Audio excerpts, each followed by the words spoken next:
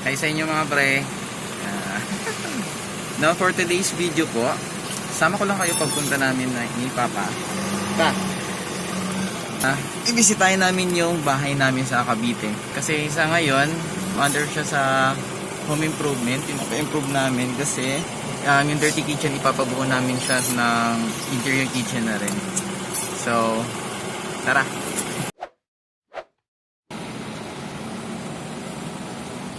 Lesson learned. Palaging tandaan na dapat may balanse ang RFID nyo. Nakapila po kami ngayon sa cash. Haba pila.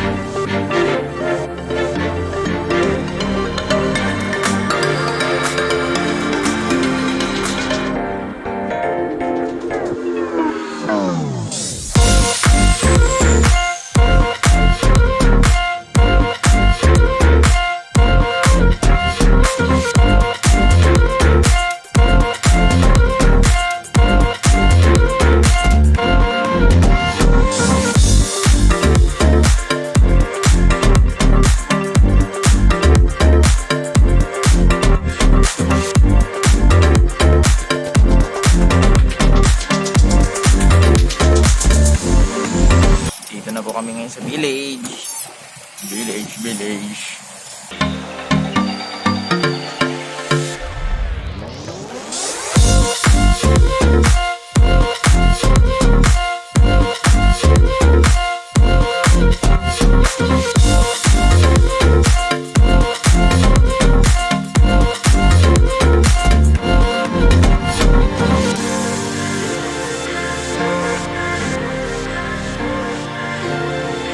Sa inyo mga pre, so nandito na tayo ngayon sa bahay namin sa Cavite at ito po siya sa likod. Pasok na tayo. Yan, sarap po tayo ngayon ng aming bahay. Front door. Pasok tayo. So pasensya na po sa aming bahay dahil inaayos po, kaya ganito po siya. So dito po ang aming living area at dining area. Yan, medyo magulo dahil ito yung mga materyales para po dito sa kitchen namin. Tapos ito, yan. Yung kitchen namin. Dati open yan. Open ito na makikita mo yung kapitbahay mo. Kaya ngayon, pinadesign namin para buo na siya sa loob. Para hindi na siya open sa labas. At ito yung design na yun ng contractor namin. Yan, may countertop dito. Yan. Tapos, ito, open. Yan. Tiles. Yan. Tapos yan. Pinag-maintenance din namin itong mga lababo. Yan. Tapos dito yung ilalagay yung built-in na gas burner namin. Tapos yan yung mga nakikita ninyong open. Diyan naman ilalagay yung mga built-in cabinet. So, stay tuned mga guys para makita natin yung improvement ng kitchen namin. Yan.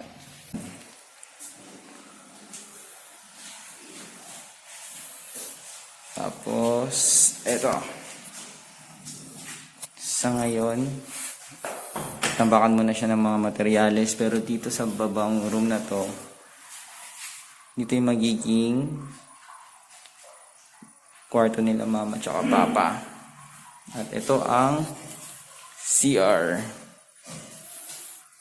May tao. Tara, kita tayo sa second floor. So yan ang nakikita natin. Ang kalat. Ganito talaga pag nagpapaayos ng bahay. Kita tayo sa second floor. Second floor. Second floor. Yan. Mga lumang gamit ko dati. So guys, nasa second floor na po tayo ngayon. Dito sa second floor, may makikita kayong tatlong pinto. Unang pinto, yung second bedroom. Pangatlong pinto, master's bedroom. Tapos ang pangatlong pinto, toilet and bath. Nandito po si shower.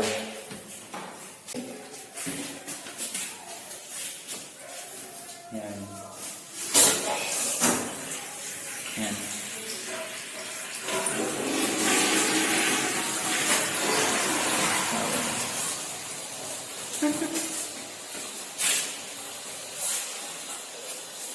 Ito, master's bedroom. Pasok tayo sa master's bedroom. Yan. So, nakita ninyo, empty pa siya. Dati, ang usapan namin magkakapatid, master's bedroom, dapat dito si bunso namin kapatid, yung pangalawa, yung sumunod sa akin, tsaka yung pamangkin namin. Dapat dito sila.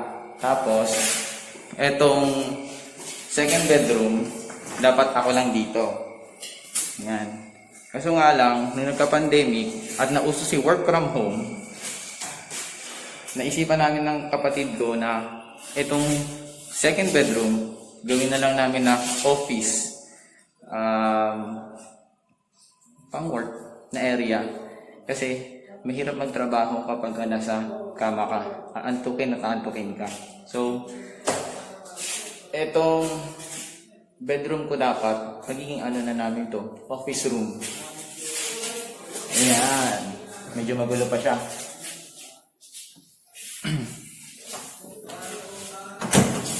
Ayan. Kasi ito, dahil ito yung malaki, bedroom na namin lahat to. Tapos, ito, ayan yung sinasara namin kitchen. Ayan. Diba? Open siya sa mga kapitbahay. Kaya namin pinasara. So, yung abang na yan, yan yung magiging built-in cabinet namin. Yung built-in cabinet namin dito sa master's bedroom. Ano na yan? Magiging built-in cabinet yan. Hopefully, makapigitin mo po. Ayan.